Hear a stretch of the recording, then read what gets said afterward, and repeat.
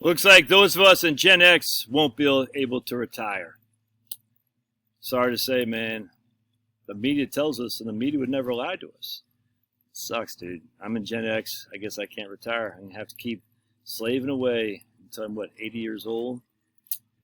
I got the proof right here from CNN. CNN would never lie. Gen Xers are next in line for retirement, but many haven't saved enough. Gen Xers are now in their 40s and 50s and account for a fifth of the population.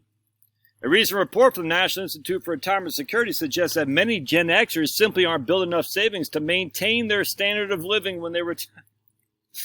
Tyler Bond, who's a researcher who co-authored The Forgotten Generation, Gen X Approaches Retirement. The data pretty clearly indicates that the system we have in place will not provide adequate income for many workers.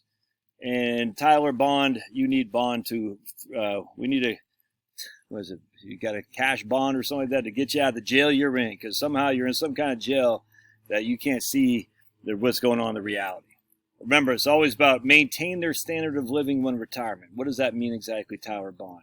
Does it mean that my 4 kids stay in my house, all the insurance, the cell phones, the health insurance that goes with it, the mortgage, all the stuff for the food, all the stuff for the clothes? We just had to get, we just paid $700, got some new tires for one of my kids' cars. All that stuff goes away. Debt goes away, cost of the kids go away, standard of living goes down when the mortgage goes down, health insurance goes down, property tax goes down, we downsize. It's just, come on, man. This is not common. This isn't rocket science here. The system that Bond refers to is mostly the do-it-yourself model of saving for retirement that came of age when Generation Xers did. They were the first generation to enter the labor market after the shift from employer-run defined benefit plans to 401k-style defined contribution plans. What?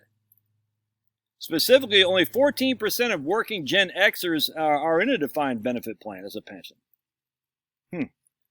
We are the first. We're the first generation to enter the labor market after the shift from defined benefit to defined contributions. Really? I wonder if we have any evidence to say otherwise. Let's take a look, shall we? First of all, let's look at the median income in 1973. The median household income was $12,050. All right, $12,050 was the median household income in 1973. Interesting. So let's keep going here. You ready? 1973, the per capita income was about $5,300. Okay. So remember, that's what we're working with here. We're working about $12,000 for the median household income, and that's in those dollars, that year dollars. It's called current dollars, and per capita income is about $5,300. Okay. Look at this paper from Walter Klondike. What would you do for a Klondike bar in 1973? This is the Social Security Bulletin. I'm going to show you here. Social Security Bulletin from May 1975. Employee benefit plans, 1973. We're just going to kind of skip down here to the funny thing. Remember, because we're the first generation, us Gen Xers, that we went to do-it-yourself defined contribution plans from do-it-yourself from employer pension plans, supposedly. First generation. Remember, this is in 1973. I'm going to show you something that's going to rock your world. You ready for your world to be rocked? It's estimated number of wage and salary workers covered by employee benefit plans by type of benefit, end of 1973. Retirement employee benefit plans. Number of workers covered, 29 million. Percent of wage and salary workers covered, 44%. 44%. Coverage of all public and private workers Coverage of all public and private workers related to average number of public and private and government full-time and part-time workers.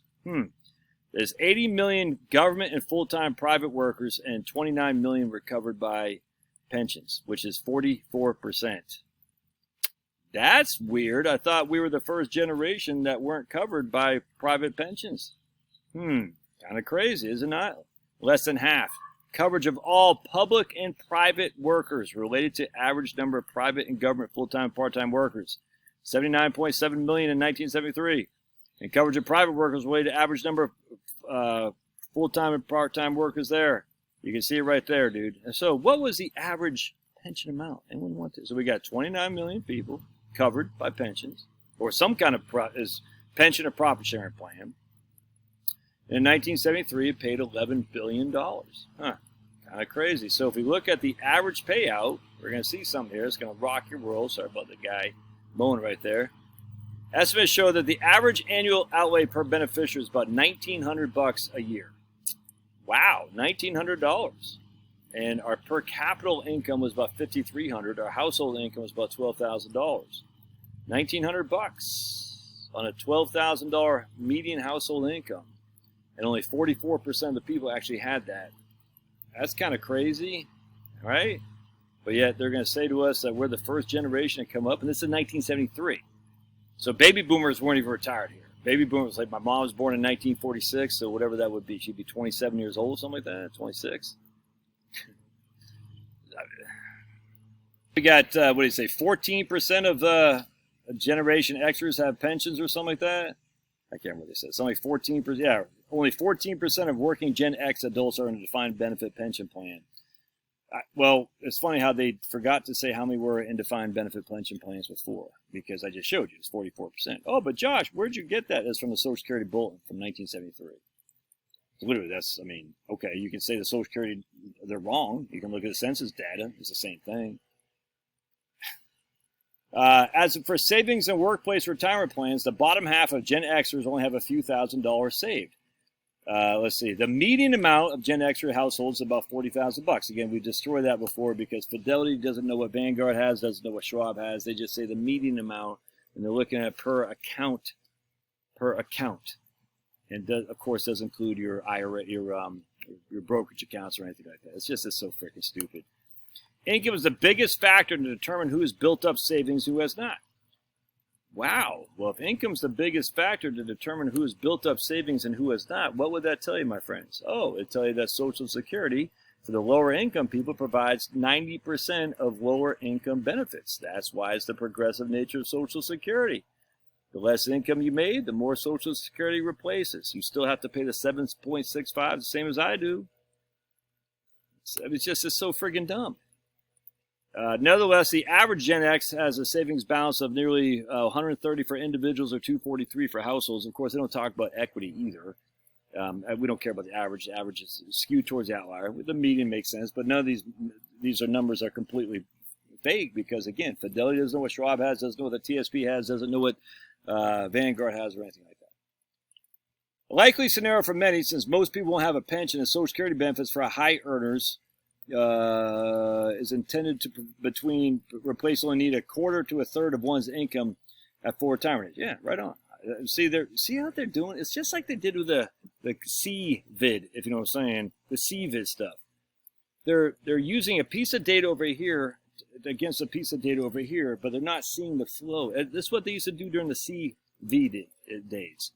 They say, oh, look at this. And then they say over here, but those things had nothing of the same. You can't, I mean, you can do whatever you want, but what you should, if you're trying to make an argument, you should make it at least with some logic flow, and this has no logic flow.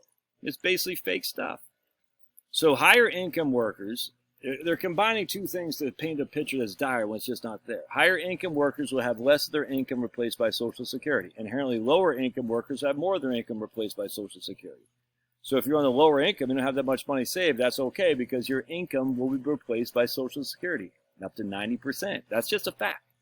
If you're a higher earner, yeah, less of your income will be replaced by Social Security. That's why you have more money in a savings account or IRA or 401k to replace the income that you will have when you retire. Oh, but by the way, what happens to your income when you retire, your expenditures? It goes down. I mean, look at my book, Relax and Retire. If you haven't bought the book, what are you doing? You got to approve it. Let's see. Keep in mind that Social Security benefits for some might ultimately be reduced since lawmakers... Yeah, okay, that's so freaking stupid. Of course, we got to do stark racial and ethnic differences. Oh, my goodness. Oh, my goodness. Current projections suggest that if no action is taken, Social Security will only be able to pay 80% of its benefits by 2034. Okay, well, that's just freaking... many are far off recommended marks. Since benchmark targets can be tricky since each person's circumstances are different, but one broad measure that if you're 45 years old, you should have saved 2 to 4 times more household income. If you're my age, between 50, I'm 53, you should have 4.5 times my income by 55. I don't have anywhere near 4.5 times my income saved. You notice I don't talk about equity in your home or anything like that either. All right, so this is just freaking stupid. You got comments on here? Such a stupid article. Look, they keep doing this. I'll keep having content, that's for sure. But these, look at that guy. Oh boy. Oh boy. Yeah, they don't have comments on here. That's too bad. Because they don't want people to know the truth. Which is why you're here on my YouTube channel, so you can know the truth. So stupid, man. All right. Love your thoughts. People are just getting dumb and dumber. When you read CNN, it makes you dumber. You can't get that time back. You're now worse for the wear. That's just fact. Same thing with Fox News. Don't get me wrong. If you watch Fox News, you just get dumber. It's just that simple. Right. Love your thoughts. We'll see ya.